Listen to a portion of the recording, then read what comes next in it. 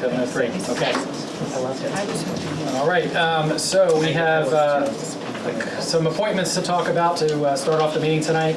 The first is the appointment of Nicole Mello as the public health nurse. Is Nicole here? Yes.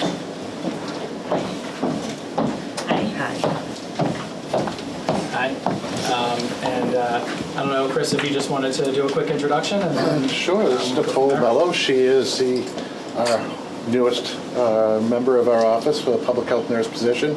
Nicole comes with a RN, there's a nursing background, and she's been the public health nurse in Dayton as well as Middleborough. Okay, great. Nicole, did you want to tell us a little bit more about yourself? Or? Yeah. Yeah. So like he had said, I've been Dayton's per diem public health nurse for the last 3 years. I recently took on a temporary position with Middleborough as well. And I had recently left my full-time position as Assistant Director of Health Services for Cooperative Productions. I don't know if anyone's familiar with it. It's in Dayton. It's a nonprofit for individuals with intellectual and developmental disabilities. So I left that to pursue more public health options. So that is why I'm here today. All right, great. Does anybody on the board have any questions for Nicole? No? Okay. So if there's no questions or comments, I'll take a motion to appoint Nicole as the public health nurse. So moved. I'll second. Okay. Hearing a motion in a second, all in favor? Aye. Any opposed? All right, congratulations. Thank you very much. It was very nice to meet you all. Yeah. Thank you. Welcome. Thank you. Thank you both. We have some, next up we have some appointments to the Open Space Committee. Don't know if any, I don't think anyone, oh. Yep, come on up. Amelia Lyden. Hi Amelia, how are you? Hi. Thanks for coming in. Yeah. Does anybody have any questions for Amelia? I guess just generally what sparked your interest in the Open Space Committee? I lived in town for about 35 years, so my kids grew up here. We grew up next to the Wilder, which is actually partly in Norton, partly in Taunton. So we've always been outdoorsy people, and I noticed that they just had openings on it, and I thought I really would like to preserve a lot because this town is growing so fast, and I think it's important that we maintain a lot of the open space. I think quality of life for people, and I think it's important, so I just wanted to get involved. Thanks. That's good. Excellent. Mike, can you give us a little bit of information on the status of the Open Space Committee? Because it looks like we're appointing 3 people, so is there... So John is reviving, John Thomas, the Conservation Director, is reviving the committee, getting a full committee together. Great. And it's important to have, when we are looking for grants, a lot of times they'll ask about open space and if you have a plan and you have a committee. So I know John is looking to work with recreation and revitalize things. Okay. Great. These are all full committee seats, or are they? I'll check, but I think he's got to be pretty close now, but I'm not sure, but I'll check. All right. Cool. Thanks, Amelia. Does anybody want to make a motion? Make a motion to appoint Amelia Lyden to the Open Space Committee. Are we doing all 3? We're going to do all 3? Let's do all 3, yeah. Okay. Yep. I'll make a motion to appoint Micah Martone, Amelia Lyden, and Melissa Pizziola to the Open Space Committee. I'll second. Okay, any further discussion? All right, all in favor? Aye. Any opposed? Okay. Thank you for volunteering. Thank you. Yeah. Next up is appointment for the Water Sewer Department. Mike, you want to give us some background on this one? So the recommendation is to appoint Bruno Giacalone to the position. Bruno currently works for the Water and Sewer Department, and this is the primary wastewater operator, so this is the sewer side of the operation. Okay. Is this a position that was vacated that he's filling? Yeah. Any other questions or comments? All right. I'd like to make a motion to appoint Bruno Giacalone as the primary wastewater operator position in the water sewer department. Second. Okay, hearing a motion and a second. All in favor? Aye. Any opposed? Okay. And then next up is Sarah DeAndrea as part-time account clerk to the town clerk's office. Hello. All right. Sarah's not here. Sarah is very shy. And you're not. Sarah worked in the town clerk's office 4 years ago when we have all the elections coming up. Excellent worker, very conscientious, and where we're going to need the help temporary, she is the perfect fit. So I highly recommend her. Okay. Okay. Does anybody have any questions? How many? If Lucia says she's good to go, that's all I need to hear. So I'll motion to appoint Sarah Deidre as part-time temporary account clerk to the town clerk's office. Second. Okay, hearing a motion and a second, all in favor? Aye. Any opposed? I was just gonna ask how long, like he says, temporary. She'll go until the end of the budget year because we have the primary, we have the town election. Okay. So, Perfect. okay. Thank you. Thank you. Thank you. All right, minutes. Has everybody reviewed the minutes? Does anybody have any questions or comments? All right, Motion to approve the October 12th minutes. I'm sorry, October 12th and October 19th minutes. Second. okay, we have a motion and a second. All in favor? Aye. Any opposed? Okay. Mike, nothing under licenses and permits tonight? Nope. You'll start getting hit with those soon. Oh, excellent. Okay, sounds good. Oh, they're on the way. All right, announcements, we'll turn it over to Alec. Okay, so first announcement is the Veterans Day Parade scheduled 10 a.m. to 12 p.m. on Saturday, November 11th. Any and all veterans, regardless of era, are welcome to participate. If you are a veteran and would like to participate but need transportation, please contact the Veterans Agent at 508-285-0274 or Roger Marsham, 508-339-3341, and we can provide transportation to and from the parade. That is, again, the Veterans Parade. Yeah. If I could just add to that, it's such a great parade. It's one of my favorites. I'm going to be out of state, but we had a pretty good turnout last year, so everybody come down and watch this parade. It's fantastic. All right.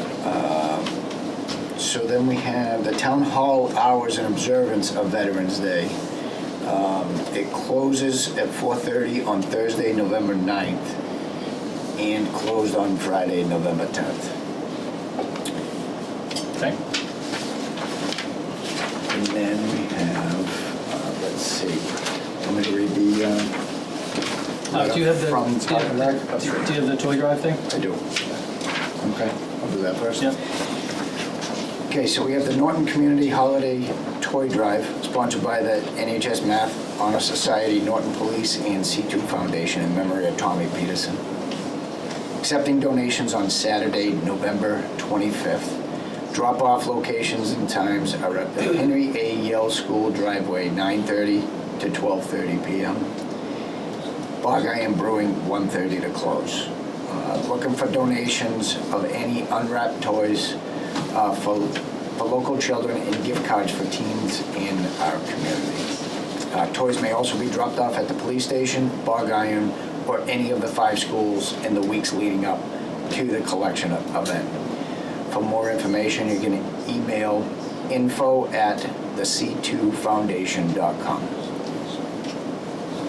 All right. And then you had one more you wanted to, This is a letter from Park and Rec from Melissa. On behalf of the residents of Norton and Park and Rec Department and all the residents who thoroughly enjoyed the 30th annual Charlie Halloween Parade, I would like to thank the Select Board for for your support of the event. It was another wet day this year, but there were still many excited and happy faces lining the parade route. It was once again a memorable event thanks to the support of local organizations like yours, whose efforts made the day so special. Park and Rec is so happy to be able to keep up this time-honored tradition for Norton. Bigger every year is our motto, along with rain or shine, and let's hope for the shine next year.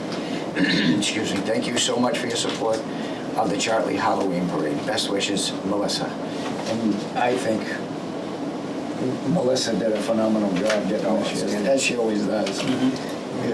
Organizing that. That's a bunch of... It was a wet one. Yeah. Yeah. She did a great job. Yeah, I think we should definitely thank Melissa and everyone on Parks and Rec and everyone that volunteered and you know, it's 2 miles of you know, candy getting thrown around and organizing floats and everything. I thought it was great to see the veterans float. This year was awesome. So and some really creative stuff out there. So it was despite the weather, we had a lot of fun. I know the three of us had a lot of fun out there. So. Yeah, we did. Yeah. If I can add that, thank you to, I'm not even sure who did it, but I saw it online.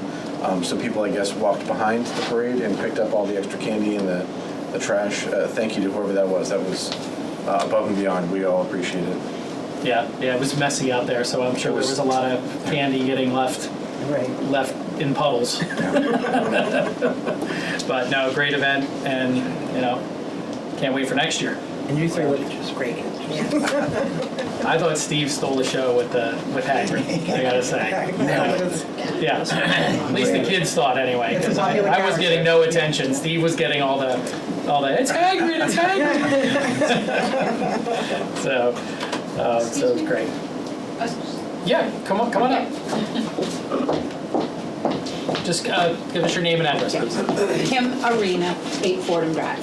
I was just wondering how, as a board or just as a community, can we promote some of these great events? The Veterans Day Parade, get the word out to the veterans that rides are available, all of that, and the toy drive.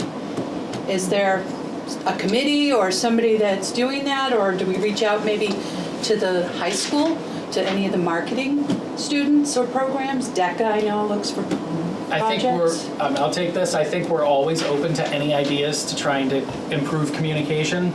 You know, currently we'll put it on the electronic board outside of Town Hall.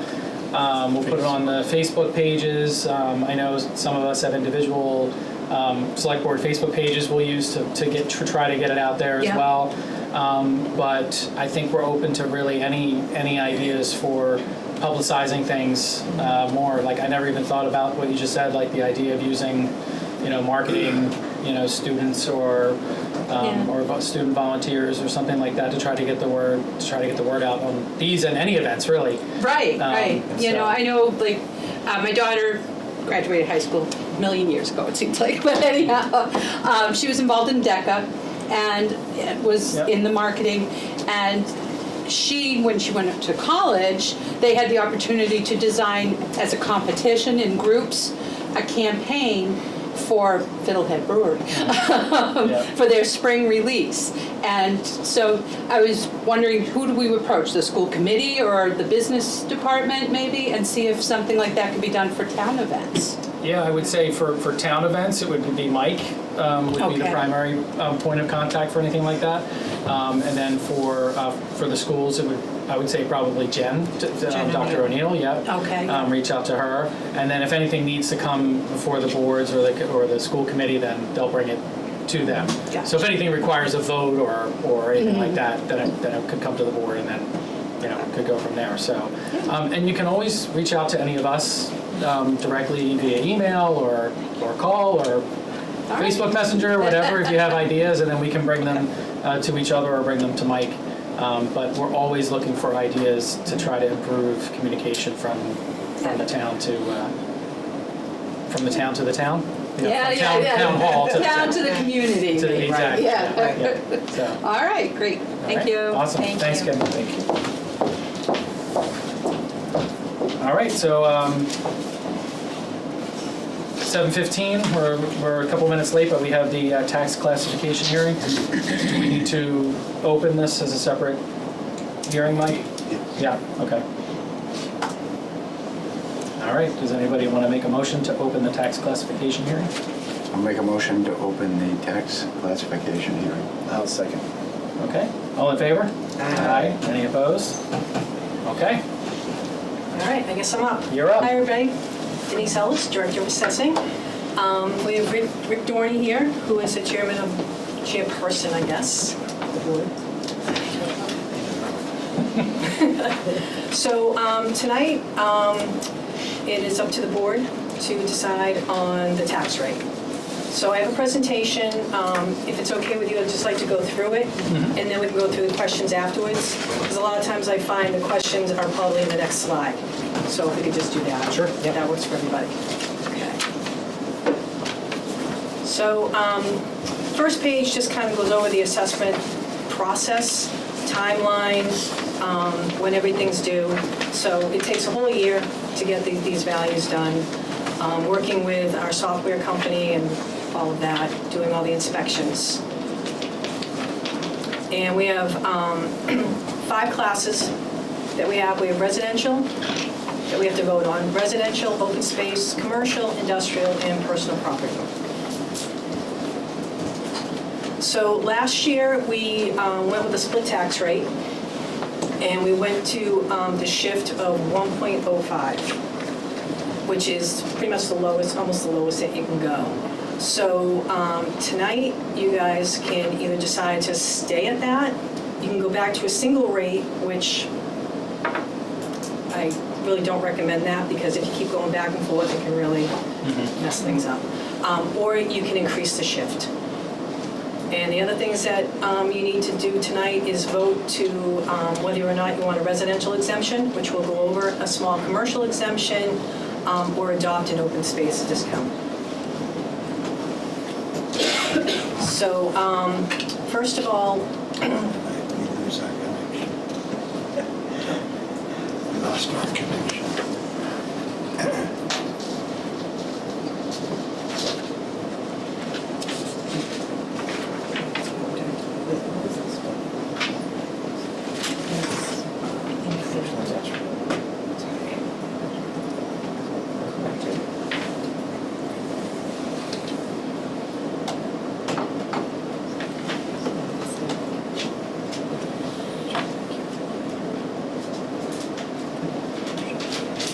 We lost Zoom. His connection. Yeah, his connection, so we're just waiting to get it restart.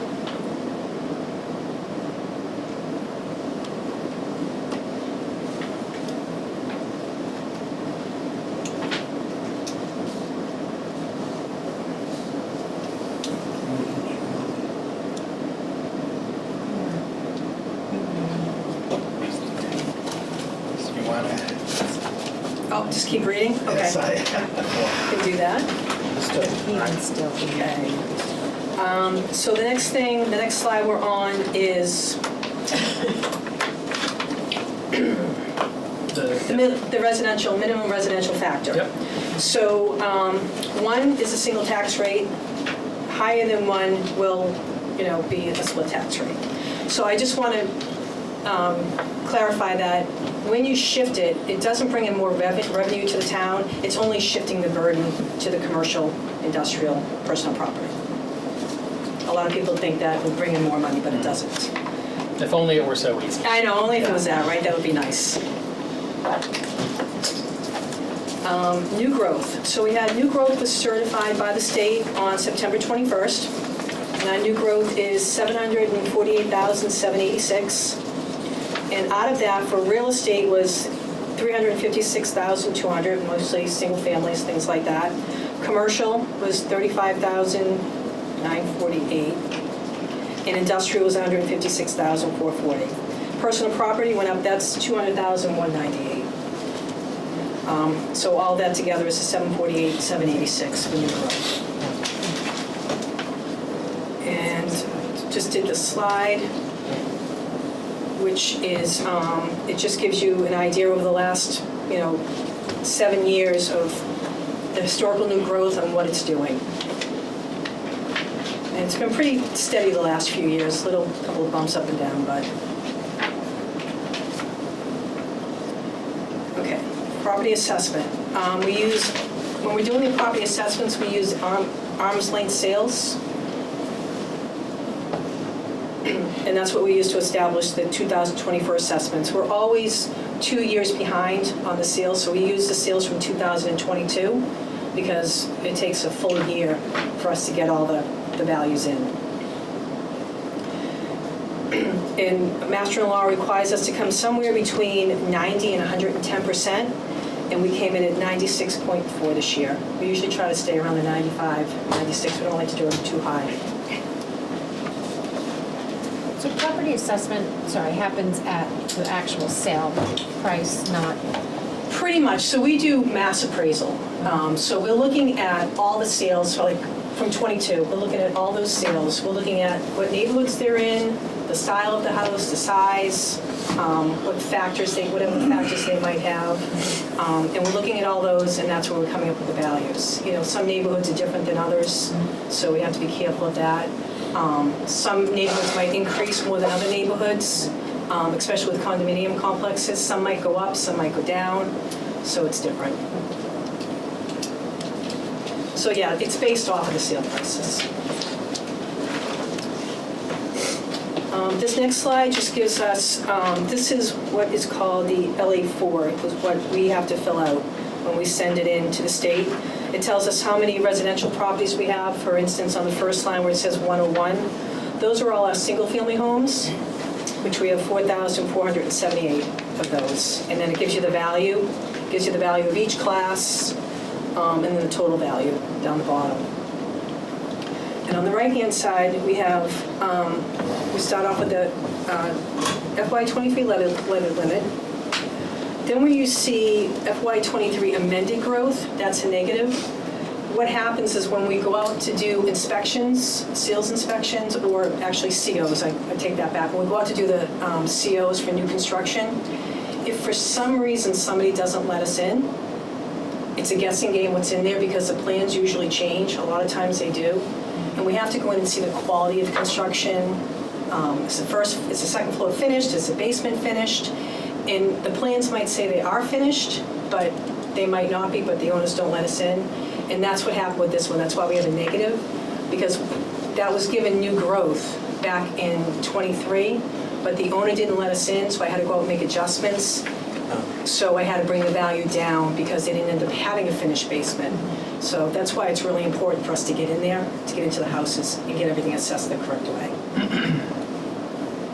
And then from there, you'll see Prop 2.5, the value for that, then the new growth value, we have the debt exclusion, and then we have the maximum allowable levy. And to come up with the tax rate, we take the maximum allowable levy divided by the value of the total value of the properties. And that's where we come up with the tax rate. So if we had a single tax rate, the tax rate would be somewhere around $13.12. Okay. And then we just have the distribution of classes. Residential is at 81.220. The commercial is 7.18. Industrial is 8.66. And the personal property is 2.96. And on the next page, you'll see the graph where, from over the years, how it has changed. It's been pretty steady the last couple of years. You don't see much of a change in the residential portion of it. And then we just did a pie graph to give you a better visualization of the differences on the next graph.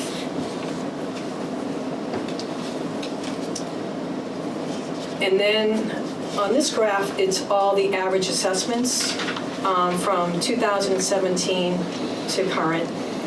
We have the single families, which you can see are going up. Condos have gone up slightly over the years, and obviously the CIP, which is commercial, industrial, personal property, that has skyrocketed in the last couple of years, which is a good thing. So now we're coming to shifting the residential factor. These are different things that you could do. So right now, we're at the second line, which is the 1.05. That's where we were last year. If we were to stay there this year, it's pretty much almost the same. Our current tax rate for residential is $12.99 and commercial is $13.80. If we stayed in it for this year, it would be residential is $12.95 and CIP would be $13.84. Or if you want to go lower, you can go to 110, 115, et cetera. It'll be up to the board to decide what you want to do. And we can only go up to the 150 for Norton. We can't go any higher than that. This is actually On this slide, it's just the average tax bills over the last few years. And obviously, the values are going up, so the average prices are going up. If we were to stay with the $12.95 tax rate, the average tax bill would be $6,615 for residential, for single-family homes. And condos would be $5,133. And then the commercial, CIP will be $23,196 is the average. Obviously, some are a lot higher than that, some are lower. So this page gives you a hypothetical split tax rate. You can look on here to see what the residential people would be paying in their tax bill, condos.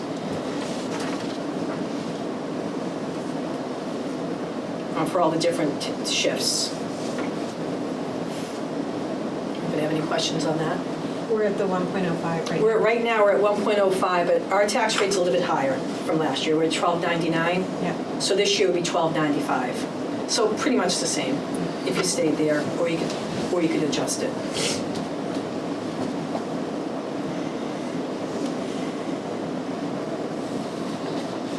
And did we see any difference in new growth in commercial or industrial, given that we went up a little bit last year? We've gone up. We didn't go up as much this year. We have a lot of the buildings out there that weren't completed. Yeah. Because we're at 653 community, which means that we pick up what's there as of June 30th. So if we go out there, like, say, one of the warehouses, it looks like it's done from the outside, but when you go inside, it's not done. So it might only be 50% complete or 75% complete. So we can't include that as 100%. The other percentage will go on for next year. So it carries over.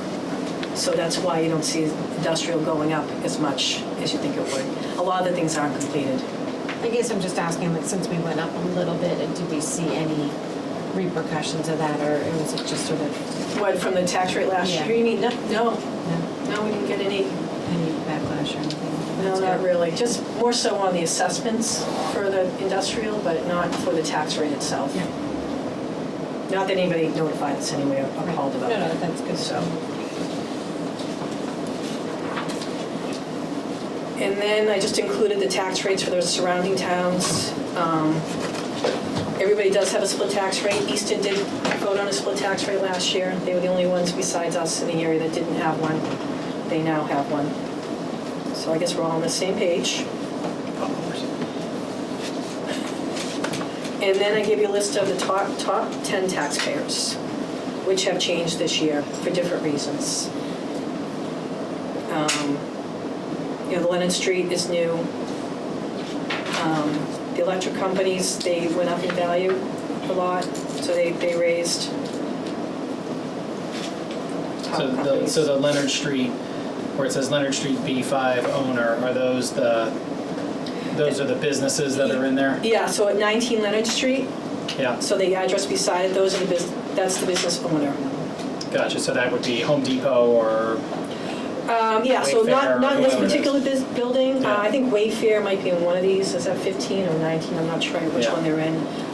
Home Depot is across the street, and I don't know if that was fully at 100% this year. I Gotcha. think they still had some more work to do over there. Okay. And 192 Mansfield Ave, is that TPC? 192, yes, I believe it is.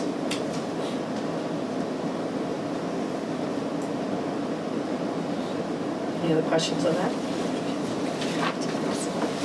So, now this is what you guys will have to vote on, a residential exemption. So a residential exemption is used mainly like in Boston, Cambridge, you know, because they want you to live there. Some towns on the Cape have a residential exemption. But usually, like for a town like Norton, like this area, we wouldn't really have one because everybody lives here. It's more of a vacation or rentals, things like that. So that's if someone has a 3-decker in Boston, they live there. And they live there, then they'll get an exemption. But if they're an absentee landlord, they don't. They don't get the exemption. It's only the people that live there.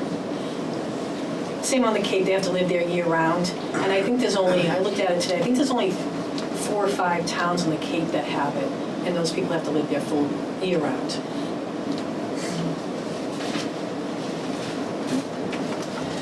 Small commercial exemption. So this, what happens with this one, it's not the business that gets the exemption, it would be the property owner. So it doesn't benefit the business owner whatsoever. So that's something you'd have to vote on as well. We don't have any of these right now. Open space, we don't have anything that I know of in town that would qualify to go under the open space. We have the Norton Preservation Society. So a lot of people donate their land to them, which is, they're exempt. So that's where a lot of the bigger land will go to. And then the last page is just the terms that I've used, in case anybody didn't know what they were. Just explains everything. And that's it. Right. Thank you, Denise. All right. Is there anybody here from the public that has any questions or comments on this? All right. To the board, do you guys have questions, comments? Go ahead, Steve. Just for clarification for everybody, the shift that we have now, the 1.05, we're still the lowest in the area with that type of shift, right? I would assume so, yeah. I mean, Easton might be there. I didn't really look at what their shift was, but the ones that have been in there for a while, I'm sure every year they'll probably change Yeah, it. Easton, even with their first shift, looked a little higher than ours. So I remember we talked about it last year, and we wanted to make sure it was a subtle shift. Yeah, it's pretty low. So I have a question. When you look at the slide with the surrounding towns, Yeah. so if you look at our commercial industrial rate of 1380, looks quite low compared to every other town. So what are the advantages, or are there advantages and or are there dangers of comparing one town to another? In other words, we could look at that and say, you know what, we should raise the commercial rate to, somewhere closer to these other towns. But are there other factors in other towns that make it sort of dangerous to do that? Maybe dangerous isn't the right word, but what are some of the concerns that you have if you say, oh, well, we should be closer to Easton, but is Easton different than Norton? And so there are things that we should consider before we just look at the numbers and just throw a number I out. think the big thing is that just to consider is that, if you raise it too high, businesses might leave, right? But you also have to take in consideration that, we always, when we think of business, we always think of the warehouses and all those big things. But you have to remember that we have a lot of small businesses in town, and it's going to affect them as well. So I think if anything, it might affect those people more than the big businesses. Sure. I would guess. Yeah. Go ahead, Mike. And I was going to say, the other thing we have to look at too is that values go up, the rate comes down. So, people think, well, they look at tax rates, but a lot of it has to do with values too, because some communities may have really valuable houses, so their tax rate can be lower than a poorer town that has houses that aren't worth as much. That's right. And I've always said, if you look at the right side there, the CIP percent, our goal has always been to try and get to 25%. You can see some of the towns Foxborough and Mansfield and Rainham, and then the city of Taunton, they're there. Yeah. And even Easton, they're pretty low to have a split tax rate, honestly. And then the other thing with the split tax rate is, in some of the towns, they may have a mall, so they want to have a split tax rate, because I know they're targeting Right. that mall, but, if you don't have a lot of, if you have, as Denise said, if you have a lot of small businesses, it does impact them, the tax rate gets split more. Right. Okay. Rick, did you want to come up? Did you have a comment? I was just gonna say that one of the considerations probably for a town like Norton is, the industrial parks are really lifting the town up. There's a lot of small businesses, retail, the sub shop, the restaurants you gotta consider as well. But overall, I mean, it all comes under one umbrella. Commercial, industrial. Yeah. So. Okay. All right, thanks, Rick. Anybody else? Denise? I just had a question. Under the category of personal property, that's just vehicles, boats, motorcycles, that kind of thing? No, so personal property is anything like a business might use, like what they need, like in a restaurant. It could be their tables, their chairs, their counters, coffee pots, all the coffee machines, the soda machines. We pick up all of those things. Warehouses, if they are manufacturers and they're registered with their state in the corporation book, they're exempt from personal property. Okay. So you'll find that with a lot of the warehouses, some of them, not all of them. But no, it's everything. Okay. Good to know.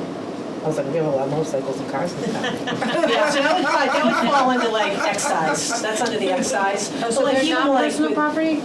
Cars and stuff are not considered personal property? No, not in this, it's not. Not in this. That's total, that's It's a different. separate excise tax. Yeah. And then you have like, say like with a hairdresser, like all the shampoos that they have displayed, Yeah. that's personal property. So they would get taxed on those things. Inventory. Inventory, Yeah, all okay. of that. Good to know.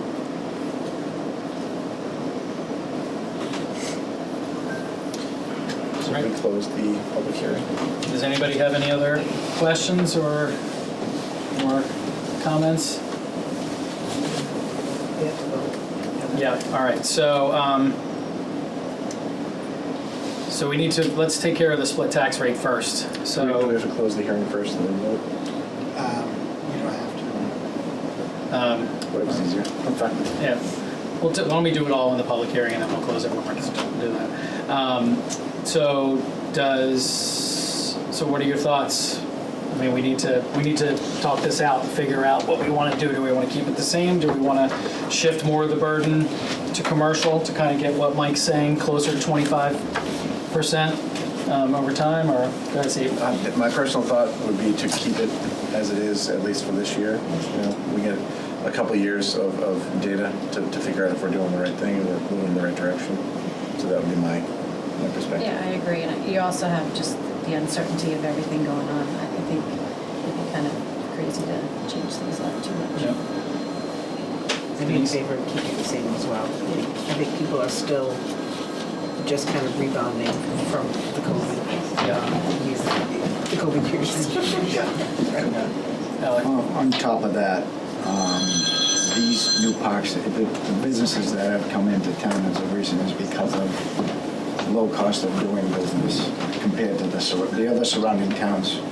Compared to Norton, it's apples and oranges. They have retail corridors. Their rates were lower when those were built up in the 80s and 90s, and they increased their rates over time, and now this is why Norton has had a little bit of the interest from an industrial and commercial standpoint that I know 110% people coming to Norton, commercial businesses coming to Norton because of that. In Norton, anybody that knows the history of Norton, we were always had taking the back seat compared to the surrounding towns. That's why we never had the commercial development. And now we're getting it because that rate is there. So I strongly believe we ought to keep it where it is for the commercial. All right. Well, I think we should take a motion then. Make a motion to keep the You Current just said the current, current FY23 tax rate At for 1.05. at 1.05 for FY24. I'll second that. okay. Hearing a motion and a second. Any further discussion? All in favor? Aye. Any opposed? Okay. And then we have to move on to the exemptions.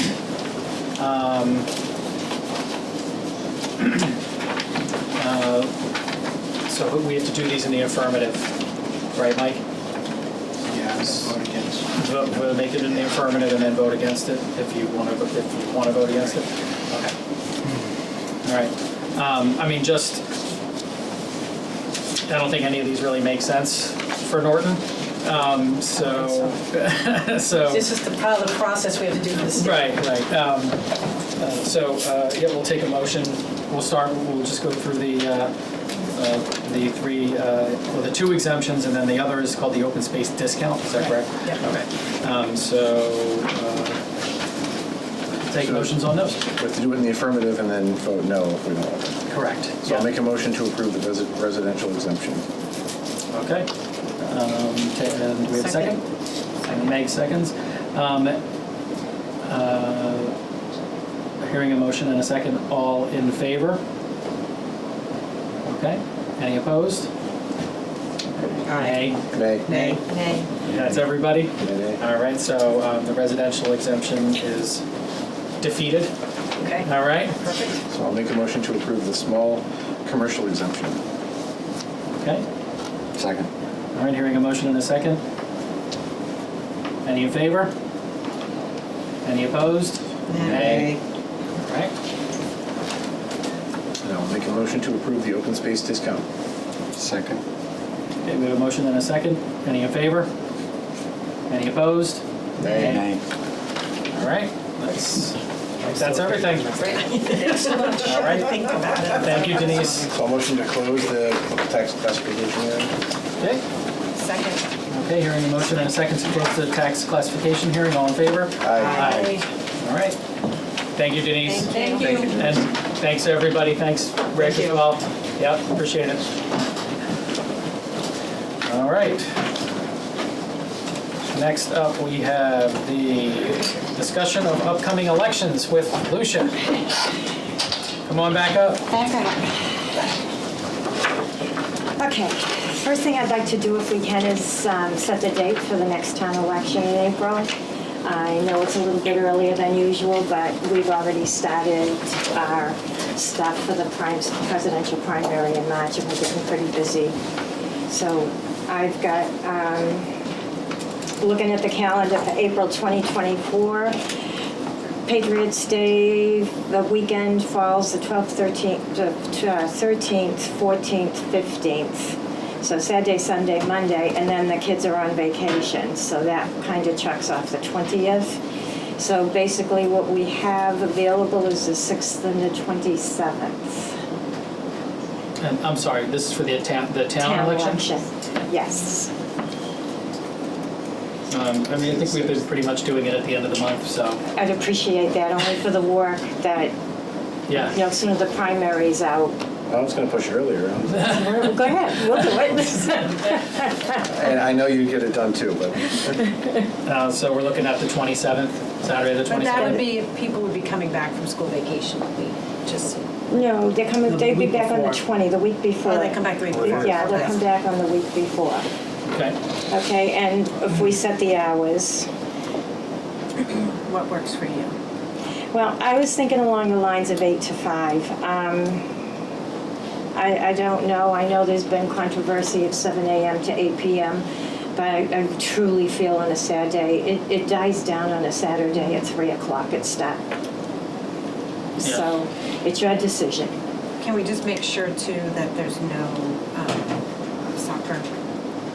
I can't. That's up to the schools. That's up to the schools. That is If we get it in early absolutely- enough, if we let them know. It doesn't work. From our I'm experience, we can sorry. request it, but it's not. I requested it last year. I was told yes, no worries, and the coach went ahead and scheduled it, and they wouldn't change it. The So only thing is we do have the new facilities now, so maybe that would help.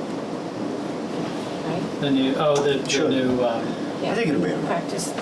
yeah. it's always been since we've had Saturdays. It goes think it'll with be the all right. soccer. Lucia, what were the hours for this year's election? Was it 8 to 5? No, it was 8 to 3. 8 to 3. Yeah. Yeah. But I'll So- go 8 to 5. We'll extend it if you wish. This is going to be such a crazy, crazy year, and what comes up next, well, I'm not going to go there yet. I'll wait, so. Yeah. Yeah, I mean, I've been in favor of expanding the hours on the Saturday voting, just because I know a lot of people have a lot of stuff going on Saturdays. It's you know, you move it to Saturday to try to give people more time, Right. but you know, no matter what you do, you're going to have people who are busy. So any expanded hours to me, I think, is a good thing. Try to get as many voters as possible. Okay.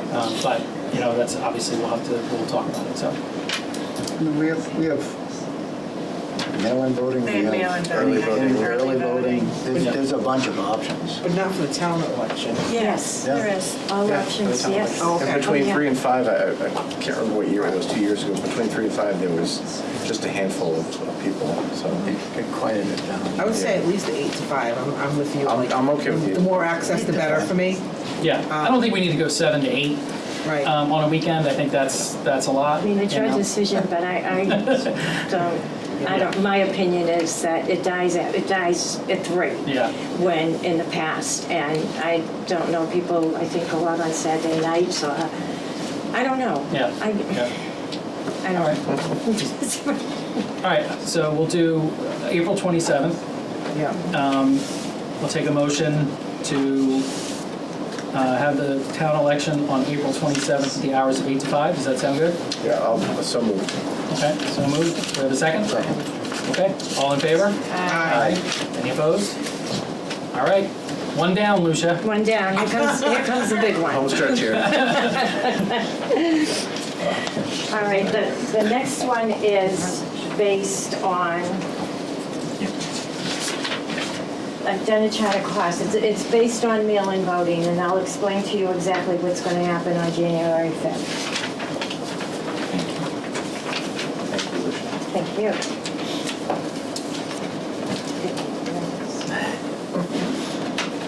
Thank you. Okay, so January 5th, we have 4 elections next year. We have the presidential, we have the town, and then it goes to the state primary in September, which, as of now, no date has been set by the legislature for that, and then we have the presidential in November. So come January 5th, the state is going to send out those postcards. I don't know if you remember them from 4 years ago. And on those, it's going to say state election, primary only, or all elections this year. So I've got the count on here of what happened 4 years ago on the presidential. It was a COVID year. So the vote by mail requested were 7,632, and returned, that's how many ballots we mailed out for the presidential, and returned was 7,295. And in-person voted was 2,999. Now, in the town elections for 2021, 2022, and 2023, I've got listed how many vote by mails were requested for the town and absentees for the town, and how many were returned. On town election 2022, the state merged everything together, so I don't have a breakdown. I've just got totals of the mail-in and the absentees together. The thing I need you to tell me is, do we want to go this route? If those cards come back and we have 7,000, 8,000, 9,000, we have 14,444 registered voters as of today. And that definitely, it will go up because it's a presidential year coming and people just register to vote for the presidential. That's basically all they care about. So do we want to do this? Do you want to do this for the town election? Mail out all these ballots of how many put in for the town election, all elections this year. I've estimated costs for, down on the bottom, the postage, the printing of ballots, and the office help, mailing out and processing, because it is a process and it's a long process. And so I'm leaving it to you to advise. Do we want to do the vote by mail for the town? Or do we For the town want election? for the town election? Or do we want to opt out of it, which would also make the vote by mail available upon their request, absentees, obviously, so we can mail out the applications for the vote by mail. They can call us for a vote by mail. Well, they have to fill out an application. We can send the applications and we can mail out the ballots. So just to clarify, so for the town election 2023, we did have people request vote by mail, and that's the number we're seeing here. That's the number We did that not just requested. No. automatically send out. no, Gotcha. we did not. Okay. And this, through the chair, Go ahead, and this is the total cost if we were to mail them out? If To we everyone? mail out for the town, I estimated based, it's an estimation. I don't know what we're going to get for cards. We could get less than the 7,632 because people didn't want to go to the polls with COVID. It was a huge COVID year. Right. I mean, but as contentious as this year is, next year is going to be, I don't know. We could get 10,000, we could get 12,000. We don't know. We might as well pull a number out of the hat, really. Right. You know? I'm a huge supporter of making things easier for voters, and I know a lot of folks travel and can't go to the polls and maybe don't have time to print out the requests for the stuff and bring it to the town hall, like all that kind of stuff, right? So I'm a huge supporter of this. For me, this is definitely a yes. Okay. Okay. Meg, Alec, Steve, thoughts? Just to clarify, Lucia, based on 8,000 ballots, we're looking at roughly, 13,000. 13 grand. Based on we're looking, yes, for everything. Combined. The postage we have to pay for. The state pays for the postage for the state elections.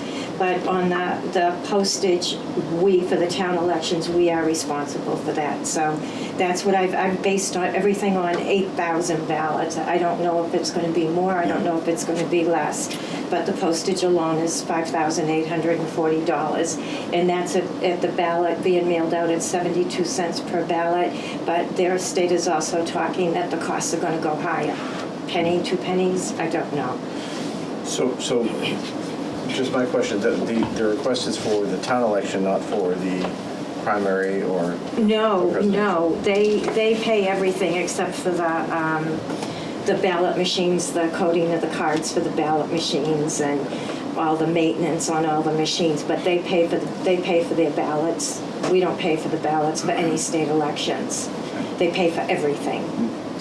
So, I mean, my take on this is on a town election, a $13,000 bill on top of whatever else we're going to be spending for the day is a little ridiculous for 1,300 voters that are likely going to come out for the town election.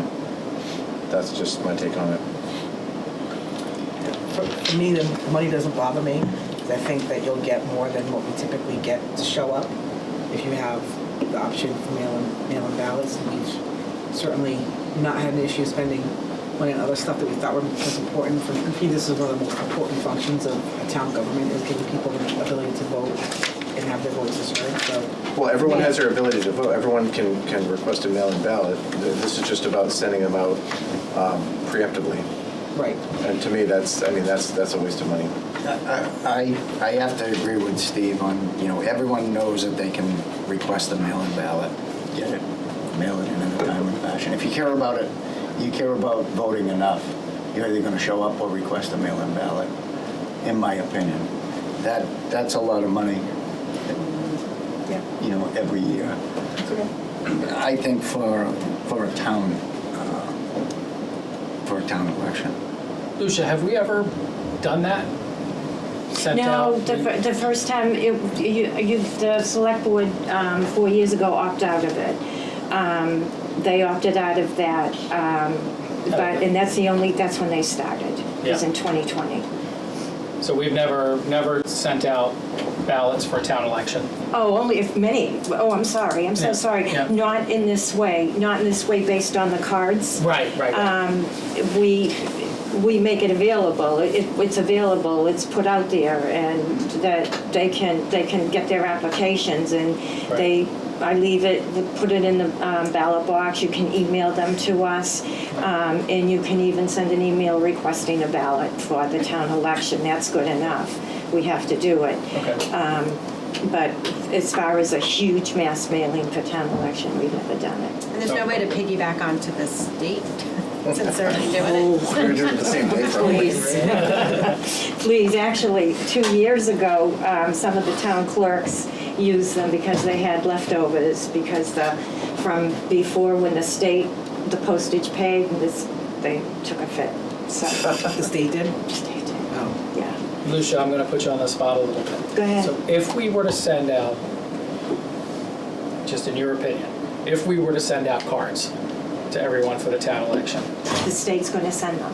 okay, Yeah, they'll be sent Okay. by the state for the town election, for all elections this year. okay.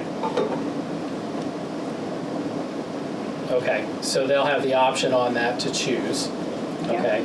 And so I guess I'm missing how this works. So the state's going to send out a card. Yes, And it says, you can vote by mail yes. for They'll list. town, Not town. Not town. Not town. They're gonna put on State, this, Right. the primary, the state elections. yeah,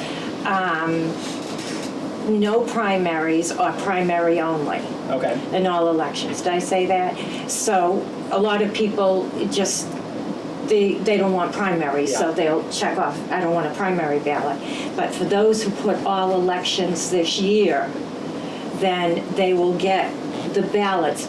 But with the town, as the state says, we have the option, if they, and it might be confusing to them also, if they put in there all elections this year, the select board has the right to opt out of doing that for the town election. gotcha. Okay? So that was the part I was And they would, missing. you guys would have to hold a public hearing, so, Gotcha. so that's what that is. There is the option there. Okay, so it doesn't give you the option to just select the town. No, it does not. But if you select all election, it includes the town, but we would basically override Exactly, that with the vote, and they Exactly. would not include the town. right. Okay, all right. Yeah, that would be weird. Well, that is confusing. I think the thing is confusing, and looking at the election for 2024, you've got 2 on the Board of Assessors, you've got 1 on the Housing Authority, 2 planning boards, 2 school committees, and 2 select boards, and 1 water and sewer. And, it's that you don't know what's going to happen. Is it going to go uncontested with these? You don't know. Who knows? Right.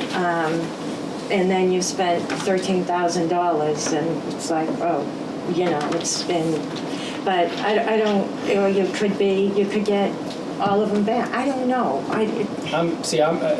I'm wondering too, is if someone selects all to get all their ballots by mail, Right. okay, and we vote to allow that, and then the town mails out these ballots, how many more are we going, what I was getting at before was, how many more are we going to get back? How many more voters are we going to get? I mean, if someone could tell me we'd get 1,000 more voters by doing it that way, or 500 more voters by doing it that way, I'd say we should do it.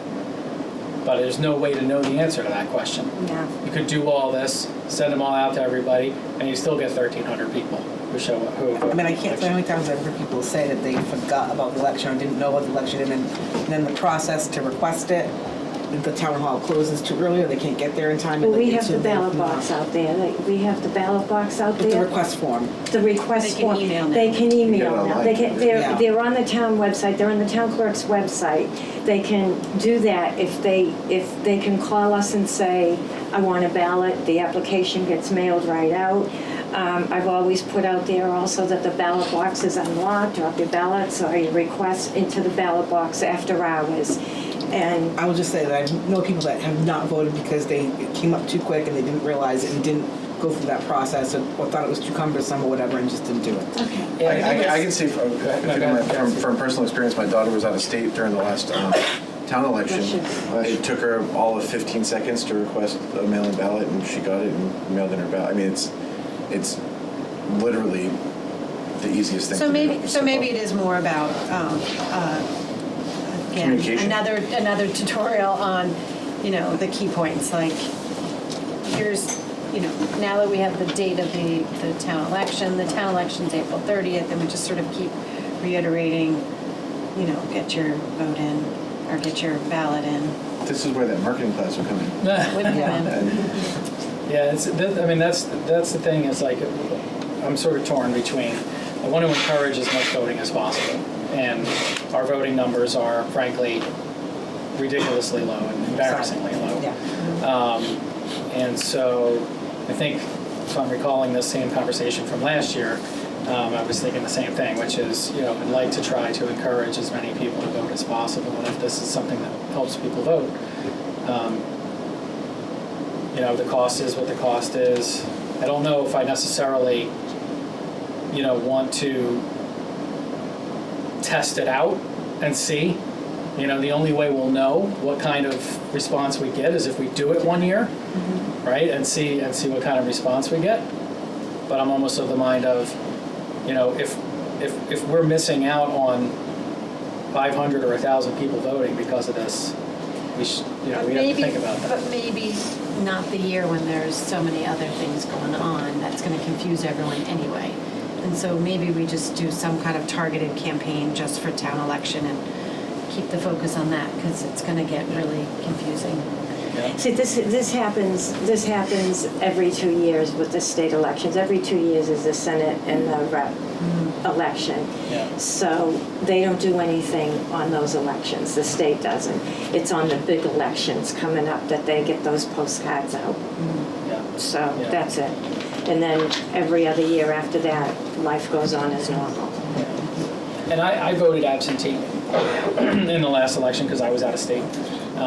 And your folks make it so easy. We're So right easy. on it, So and I see make that sure part of too. that. You just get them out of here. As soon as those applications are in, those things are gone, and that's what you have to do.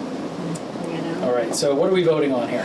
We're voting on to allow mail by, To either allow mail-out ballots for the town election based on the postcards, or opt out of it. okay. All right, So you're really voting whether you want to opt out or not? Yeah, thank you. okay. All right. What is the motion? The motion would be a motion to opt out of the vote by mail Postcards. through the postcard system. How's that? But a yes on that would still mean you can still request a mail-in ballot.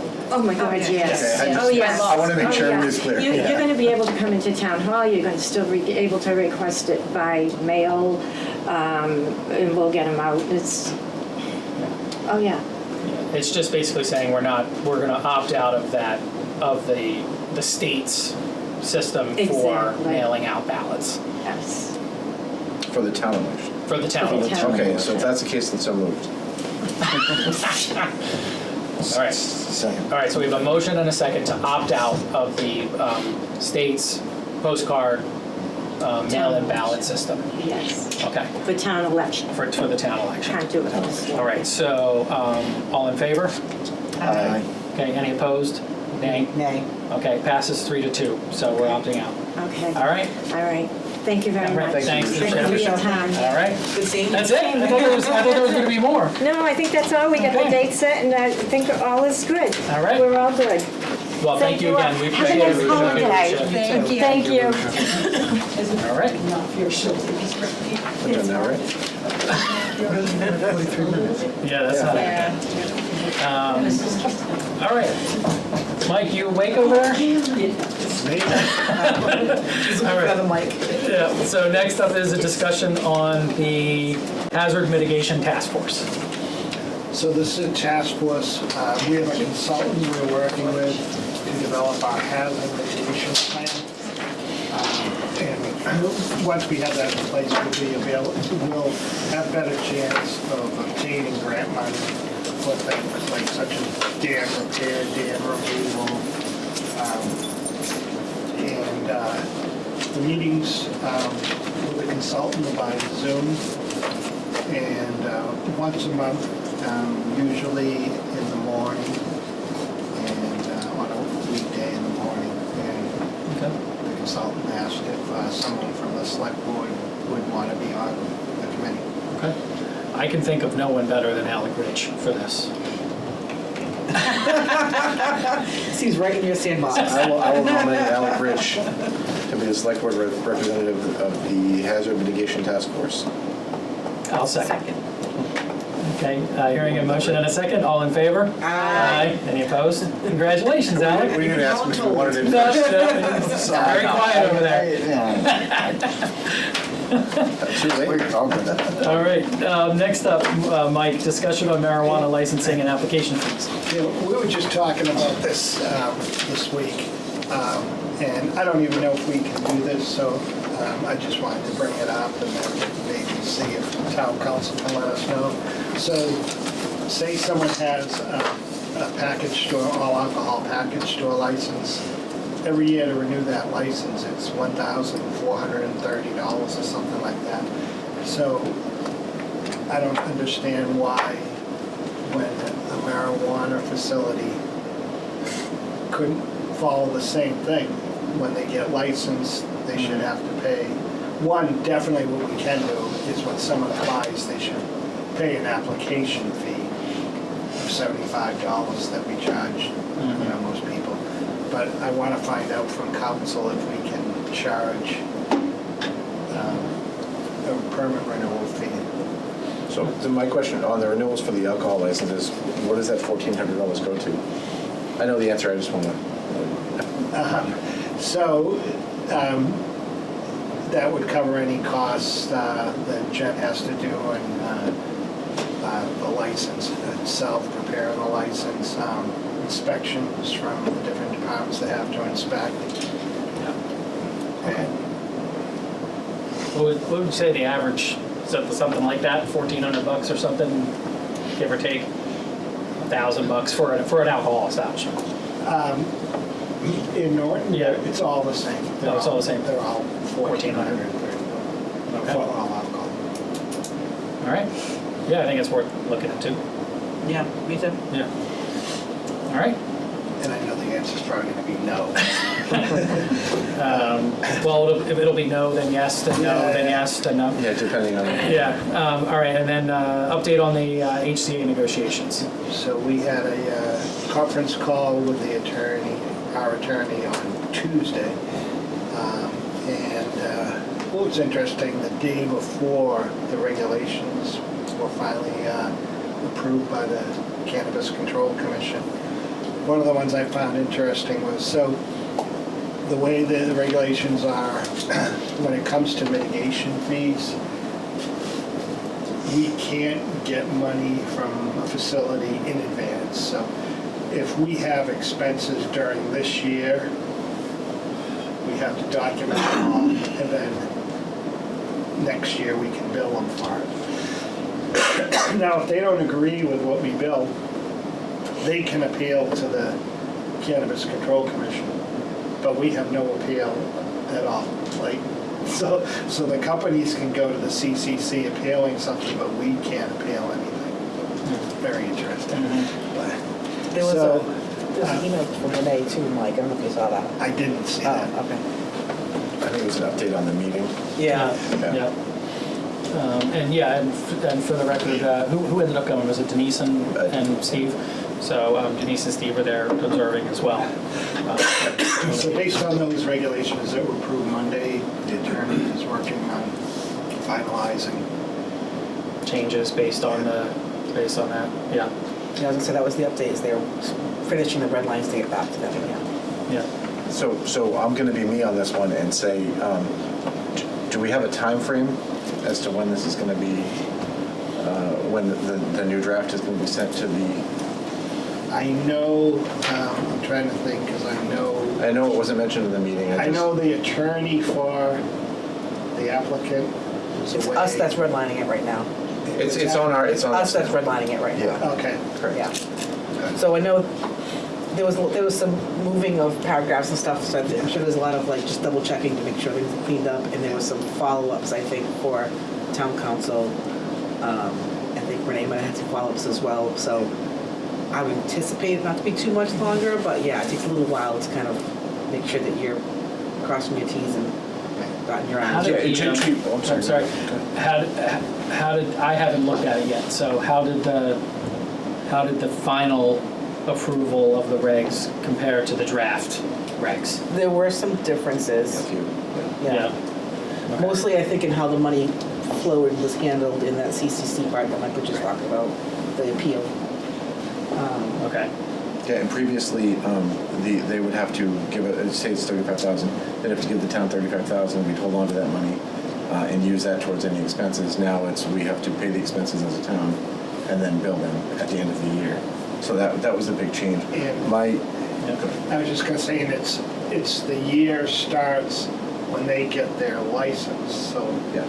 the years can be all different with each. Subtracting it will be a It's nightmare. not calendar year, it's not fiscal year, it's 1 year from the time they get their license. And it's hard to split up, between, let's say, 5 establishments, and you have a training for the entire police force. How to split that up I think it was among the 5, I think. It was even split, I think, Yeah. across all of them, yeah. So there's that, and my concern on this is that even with the new negotiations, our updates for the past 6 to 8 weeks now have been, we're working on one item on this. There's one paragraph we got to fix, and we're waiting on wording. We extended that HCA until, I believe it was 90 days, so at the end of November, it's going to be up again. So at this point, we've been working on one paragraph for 3 months now, and that's a little much. So the goal, I was gonna say, the goal should hopefully be to get back here on when's your next meeting, the 16th? The 16th, yeah. Yeah. I think this is, I don't know if you were there for redlining part, but this is more than just one paragraph now. Well, no, during the meeting, yes, Yeah. but for the past 6 weeks, that's what we've been told. Is that there's been one issue, so that's why I understand things change, and the CCC finally put something out, so I understand that. But again, the delay to me is a bit much, and I'm not putting it on anybody in particular. I'm just saying in general it should be a little speedier process. Mike, the HCA that we extended was the delivery HCA, right? So that HCA is signed, right? And we're talking about amendments to that HCA. Right. So, And the focus we've been concentrating on, The retail. it's been the retail. right. So, okay. All right. Yeah, anything you can do to light a fire under KP to move it along, but I think everybody's frustrated with the CCC and making these changes, and it's like we feel like we got to a good place, and then they change something on us. So, but anything we can do to stay on top of them, I think would be appreciated. If I can just add, I want to be clear too. Renee knows this document in and out. She's done a fantastic job. And Amy, the town council, I've worked with her before when I was on the planning board. So I don't think either of them are dragging their feet by any means. But I think if we set a timeline, and which is what I tried to do a while back, just to say this needs to be done. This isn't something that should continue to be dragged out for week after week after week after month. Yeah, I wish the CCC would give us a little bit more consistency, and that would help. There's clarity now, right? Yeah. Yeah. So, outside of cleaning up the verbiage, what I see is the 4% of gross. Every day that is not functioning in business, it's 4% of gross that the town is not gaining. 100%. So day one when she opens, 4%, every dollar that goes out of there comes to the town of Norton. So that's the impetus for me. I will say that to be fair, there's been some changes in location, ownership, those types of things too. So there's been a lot of changes that I think have also not helped. Yeah, that's why I 100% am not putting the blame on anybody in particular at all. I mean, I just think, it's the town. It's the town does things slowly. That's just what happens. I mean, I think And it's I'd like great. to see that fixed. And it's great news. She opened. Lucky Green Ladies opened the delivery. Delivery, yeah. Yeah. So Yeah. which is Kudos. great. Yeah. Yeah. All right. Okay. All good. Yep. All right. Thanks, Mike. Any other topics? I don't have any other topics. Not reasonably anticipated. All right. Right of first refusal on the property at Crane and Pine Streets. So no one in town has expressed an interest for purchasing the property, so I would recommend that you not exercise your right of first refusal. Okay. Questions, comments? So what do we do with the affirmative? So let's. So vote to exercise the right of first refusal, and then everybody say no. Okay. So I'll motion to exercise the right of first refusal. Second. I think For recreational use, Chapter 61A regarding lots A, B, C, D on plan of land on Crane Street and Pine Street in Norton, Massachusetts, and lot 9 to 12 on Assessor's Map number 29 on Crane Street. Second. Okay. Now, remember how we're voting on this, all right? So all in favor? Okay. Any opposed? Nay. Okay. Okay, it's unanimous. All right. This is one we've been kicking down that road a little bit. Do we want to keep kicking it down the road? Absolutely. Yes. All right. All right. 820. I have it, but yeah, it is going to It's too many pages. All right, we'll kick it down the road. Excuse me? Oh, yeah. I have a question on that. Yeah, please, come on up.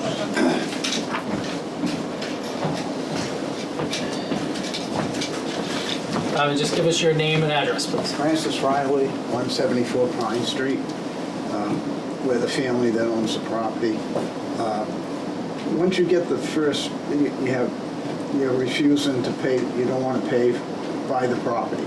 So how long will it take for the landowner to get a notice saying that it's Tomorrow or Monday. Can you do it faster? Can you do it now? Stretch it out. One notice goes to the state, and then every department that's involved in it with the town, so. Probably Monday. Monday? Pardon? Mr. Units is saying it'll go out Monday. All right. Is that good? Sure, yeah. Just curious to know when, you know. Yep. He said to make sure you call him on Monday. Call him on Monday. 8 a.m. All right, thank you, Mr. Riley, appreciate it.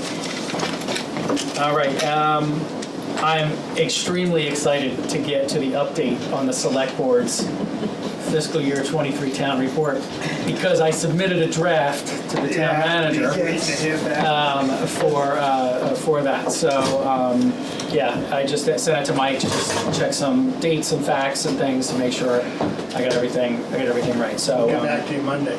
Monday, no later than Monday. Don't call. Take a vacation day on Monday.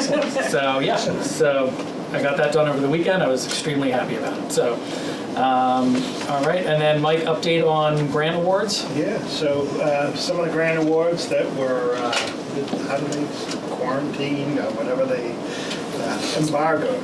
They're not embargoed. Right. So just want to let you know on some of the grants that the towns received. Mass Works grant, $3.5 million to be used for sewer extension and replacement of water line on Elm Street. A community planning grant for $60,000, and this will be used for a comprehensive zoning review and update. We'll be hiring a zoning attorney that specializes in this in the state. We'll be reviewing all our zoning to make sure we're meeting all the state guidelines. And then the police received a municipal road safety grant of $2,150. The school department received a MyCap grant, and that's My Career Academic Plan. And so this is $5,500, and that'll provide assistance so that staff can go to training sessions outside of the district. And we also received an update on the earmark from the Mass Office of Travel and Tourism of $25,000 for repainting the Norton Public Library. Oh, wow. Fantastic. That's awesome. We're now working with the contractors that are doing the town hall to get estimates from them to now do the library and connect the library and town complex with the driveway. Awesome. Mike, what was that police grant for? Some streets?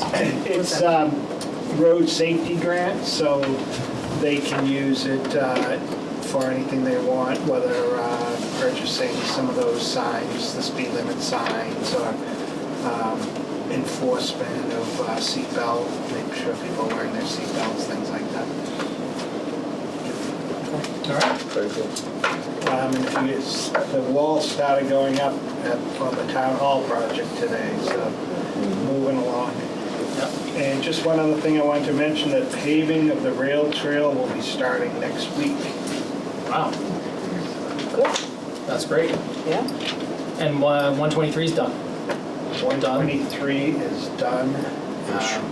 I don't know how many days they'll have to paint it before they put the traffic signals on. There's at least 30 days, I Yeah. thought, for the lights, yeah. But the paving's done. Paving's They done. don't have a date for the striping?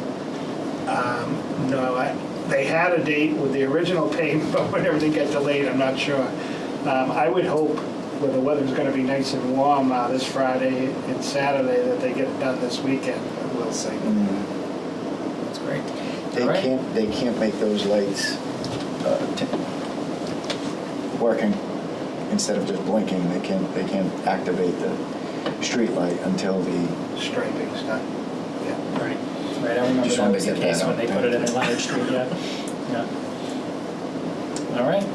Should I announce the Norton High School football playoff game? It's this Friday at home at 7 o'clock. It's Friday at home, 7 o'clock. Yes. Yeah. Who are they playing? Bishop Stank? Stang? Stang. Yeah. It's New Bedford, I think. Yeah. I don't know. Yeah. Cool. And then the volleyball And volleyball. made the playoffs. They won last night, and they advanced to play tomorrow night in Wakefield. At 6. What time is that? About 6 o'clock. So Mm. I'll be leaving here about 11. Getting home about midnight. Yeah. Pretty much.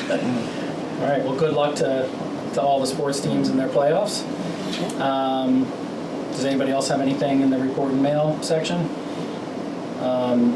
Just one thing before I forget, because it reminded me. So we'll talk about the next meeting agenda. Can we get an update on Reed and Barton at the next meeting? It's just I don't want that to go away. Just here, I know they were still. I know was it Ann Brensley? I think she was still working some things through the courts and everything. But it'd be nice to just keep everybody updated. That's a on what's great going question. I on. was wondering myself. Yeah, it's been a little while since we had an update, so that'd be cool. Yeah. All right, warrants? No, I approve the warrants as written. All right, next meeting will be on November 16th, 2023 at 7 p.m. I will be joining remotely from sunny Florida. All right, oh, and then we Jealous. also have the joint meeting with FinCom and school committee on November 13th. We have not gotten, Steve mentioned earlier, we have not gotten an invitation yet for that, but I'm assuming one will be coming out soon. Oh. That's gonna be. And I did request a remote option for that one as well. I think we're going to be able to do that, so because I know Steve's going to be away, so I wanted to make sure he was able to participate. So I appreciate that. so just mark your calendars for that. I have it. All right. Motion to adjourn? Oh, sorry. just one more thing, just on that, I mentioned, I watched the school committee, the last school committee meeting, and I know they're bringing some agenda items, so just if you have some things that you want to talk about with that group, just start kicking them around in your head. We'll make sure, anything that we can gets on that agenda. They're bringing some to us, you saying? Yeah, there was just a couple things. I think one of them had to do with the election and using the school facilities and how the school facilities were going to be used, and I think parking and stuff like that. So I think they wanted to bring that up to that joint meeting. So Okay. so if there's anything that you think needs to be discussed with that group of 3, let me know. Maybe we can discuss not having the soccer teams playing at the fields during the election. Yeah, we do that. Yep. I'm gonna throw, I know this is the traffic committee, but again, Traffic at the high school. dropping at the high school Yep. this morning, I'm taking my life in my own hands. I Yeah, can't take it. Me too, yeah. You Every would time. probably want, rather than just the high school, would you want the schools? Because Well, yeah, I middle know school's Bright just- Street has been a big issue. Yeah. We've been discussing, at the traffic committee, we've been discussing the Plain Street, but at our next meeting, I am going to talk about the high school too. I just feel like there's gotta be, especially we have the Yell and, I mean, even the timing of it, so that you have teachers that are gonna be coming in for the Yell at the same time that the whole high school is coming in. It seems like the kind of thing that if we all put our heads together This shouldn't be with that public hard. safety, we should be able to come up with something that's safer than having people make a left turn out of each of those parking lots. And there is that other entry that they keep closed. Right, right. And I don't know the answer, but there's gotta be something better. Yeah, yeah. My kid will have his full license in March, so it needs to be done before that. Right. He's gonna definitely get in an accident if we don't. I can guarantee you we'll talk about it next time. Yeah. But her son getting his license? Yeah, Scary about it. all right. I'm with you. It's scary. All right. Yeah. Motion to adjourn. So moved. Second. Second. Motion and a second. All in favor of adjournment? Aye. Aye. Okay, we adjourn. Thanks, everybody.